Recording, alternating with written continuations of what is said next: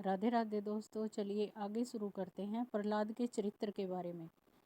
मार डालो इसे, इसके जीवित रहने से हित नहीं, क्योंकि अपने पक्ष की हानि करने वाला होने से यह तो अपने कुल के हेतु अंगार समान बन गया है। यहाँ पर प्रहलाद जी के बारे में बात हो रही है। उसकी इस प्रकार की आज्ञा होने पर सैकड़ों हजारों दैत्य विशाल अस्त्र शस्त्र ग्रहण करके उसका वध करने के लिए तैयार हुए। प्रहलाद उन दैत्यों से कहने लगे, रे दैत्यों, विष्णु भगवान तो मुझ में और शस्त्रों में सब जगह बसते हैं। इस सत्य के प्रभाव से इन अस्त्रों शस्त्रों का मुझ पर भी प्रभाव मात्र किंचित भी न हो। फिर तो सैकड़ों दैत्य उस पर टूट पड़े, किंतु उसे किसी भी प्रकार की वेदना न हो पाई। हिरण्यकशिपु बोला, हे अबुद्धि, मेरे विपक्षी की स्तुति करना त्याग दे। जा, मैं तुझको प्राणदान देता हूँ, अब ज़्यादा नादान न बन। प्रहलाद जी कहने लगे, तात यानी कि पिताजी, जिनके केवल स्मरण यानी कि याद करने पर द्वारा जन्म, जरा एवं मृत्यु आदि संपूर्ण भय दूर भाग जाते हैं, उन समस्त भय के रहने वाले भगवान के हृदय में स्थित हुए मुझको भय कैसे रह सकता है। हिरण्यकशिपु बोला, रे सर्पो, इस अज्ञानी तथा दुराचारण करने वाले बालक को अपने विष अग्नि संतप्त मुखों द्वारा डसकर जल्द ही मार डालो। ऐसी आज्ञा होते ही अति निर्दयी और विषधर ततक्ष आदि सर्पों ने प्रहलाद की देह के समस्त अंग को डसा, किंतु उन्हें तो विष्णु भगवान ने आसक्त रहने के कारण उन सर्पों के डसने पर भी अपनी देह की कोई शुद्धि ही न रह पाई।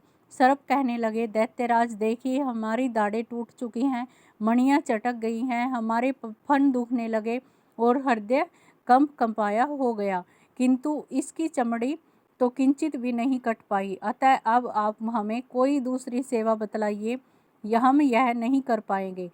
हिरण्यकशिपु बोला, दिग्गजो, तुम अब अपने पैने दांतों से इस बालक का वध कर डालो। आज्ञा पाते ही विशालकाय हाथियों ने बालक को धरती में डालकर अपने पैरों द्वारा रोट डाला, किंतु श्री गोविंद की कृपा से प्रहलाद के वक्षस्थल से टकराकर दिग्गजों के हजारों दांत टूट गए। तब प्रहलाद अपने पिता को कहने लगे, हाथियों के वृज के दृश्य जो दांत टूट कर गिर पड़े हैं, इसमें मेरी कोई शक्ति काम नहीं कर रही है, यह तो भगवान के स्मरण मात्र का ही प्रभाव है। हिरण्यकशिपु ने दिग्गजों को विदा कर दिया और दैत्यों से बोले, दैत्यों, तुम अग्नि प्रज्वलित करो तथा वायु, तुम अग्नि को लपटदार बनाओ, जिससे वह इस पापी को भस्म कर डाले। अपने से आज्ञा पाते ही दैत्यों ने काठ के एक बड़े ढेर में प्रहलाद को बिठा दिया और आग लगा दी। प्रहलाद बोले, तात, पवन से प्रेरित हुई यह अग्नि मुझे नहीं जला रही है, मुझे तो समस्त दिशाएं ऐसी ठंडी लग रही हैं मानो मेरे चारों ओर कमल बिछे हुए हों। इसके बाद शुक्र के बड़े पुत्र वाग्मी महात्मा समान नीति द्वारा दैत्यराज की प्रशंसा करते हुए कहने लगे, अपने बालक के प्रति अपने क्रोध को दूर कीजिए। आपको तो देवताओं के ऊपर ही क्रोध आना चाहिए, क्योंकि वही प्रहलाद को विचलित करने वाले हैं।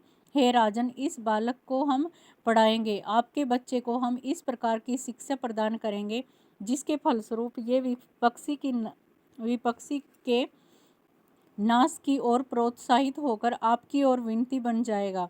यदि हमारे वचन सुनकर विष्णु की स्तुति करेगा तो हम इसका संहार करने का उपाय करेंगे। पुरोहित द्वारा इस प्रकार विनय किए जाने पर दैत्यराज ने दैत्यों से भक्त प्रहलाद को अग्नि से बाहर निकलवाया। फिर प्रहलाद जी गुरु के यहाँ वास करते हुए उनके अध्ययन करा चुकने पर दूसरे दानवों को अनेक बार उपदेश दे उठे। प्रहलाद जी कहने लगे, हे असुर बालकों, मैं तुमको परमार्थ का उपदेश देता हूँ, इसको तुम कुछ दूसरी बात न जानना, क्योंकि इसको कहने से मुझे कोई लोभ मोह नहीं है। समस्त प्राणी जन्म बाल्यावस्था यथा यौवन पाते हैं, फिर दिन प्रतिदिन बुढ़ापे की ओर जाना आवश्यक है, तथा हे दैत्यराज पुत्रों, फिर यह प्राणी मौत के सुख में प्रविष्ट हो जाता है। यह बात मैं और तुम अच्छी तरह समझते हैं।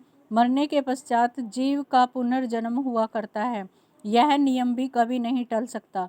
पुनर्जन्म प्राप्त करने वाली जितनी अवस्थाएं गर्भावास आदि हैं वे सब दुख स्वरूप ही हैं, किंतु अज्ञानतावश मानव भूख प्यास तथा शीत आदि की संतुष्टि का सुख मान उठे हैं, किंतु यथार्थ में वे सब दुख मात्र ही हैं। जिनकी देह अति स्थिर हो जाती है उन्हें जिस तरह व्यायाम हितकर लगता है, उसी तरह जिनकी दृष्टि भ्रांतिपूर्ण है उनको दुख ही सुख स्वरूप लगता है। कहाँ तो कफ आदि घृणा युक्त पदार्थों की केंद्र रूप देह तथा कहाँ शोभा रमणीयता सौंदर्य आदि सुंदर गुण, किंतु मानव इस घृणास्पद देह में कांति आदि का आरोप कर सुख की अनुभूति करने लगता है।